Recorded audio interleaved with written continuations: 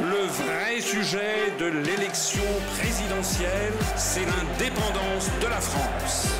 Je suis le seul candidat du Frexit.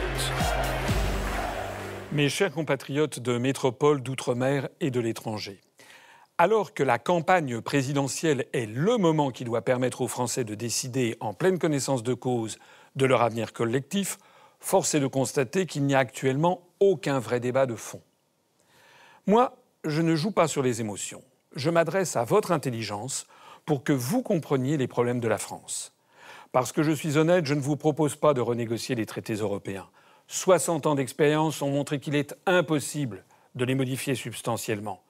Pour changer les traités au bénéfice des intérêts français, il faudrait en effet obtenir que l'unanimité des 27 autres États membres et des 27 autres peuples s'abordent une partie de leurs intérêts nationaux afin de nous faire plaisir. C'est évidemment impossible. Je suis donc le seul candidat à vous proposer d'entamer dès mon élection le processus de sortie de la France de l'Union européenne, de l'euro et de l'OTAN.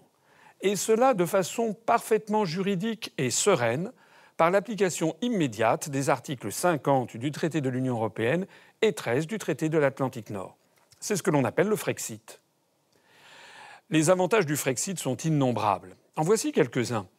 Le Frexit nous permettra de faire des économies considérables, car la France verse chaque année 9 milliards d'euros de plus à l'Union européenne qu'elle n'en récupère. Si l'on y ajoute les économies que nous allons réaliser sur les cofinancements, sur les condamnations pécuniaires, sur la fraude et l'évasion fiscale des grandes entreprises, nous bénéficierons d'environ 34 milliards d'euros d'économies par an, soit 170 milliards sur le quinquennat. Ces économies seront réalisées sans que les Français en souffrent. En outre, tous les bénéficiaires actuels des subventions dites européennes, je pense en particulier aux agriculteurs, aux chercheurs, aux collectivités locales, continueront à recevoir ces mêmes subventions. Mais cette fois-ci, elles seront versées directement par la France, sans transiter par Bruxelles. Ce n'est pas tout.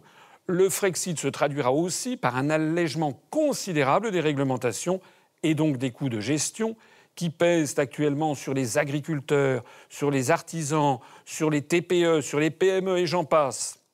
Par ailleurs, une étude récente a montré que la sortie de l'euro permettra de faire baisser de façon spectaculaire le nombre de chômeurs de catégorie A de 1 à 2 millions en 2 ans. Sans le Frexit, et quelles que soient les belles promesses qui vous seront prodiguées par ailleurs, la montée du chômage et de la pauvreté continuera inexorablement comme c'est, hélas, le cas depuis 15 ans. Sortir de l'Union européenne, c'est faire preuve de bon sens et de responsabilité. C'est enfin apporter la vraie réponse aux problèmes des Français. C'est entrer dans le XXIe siècle. Le Frexit, ce n'est pas refermer la France, c'est au contraire la rouvrir sur le monde entier.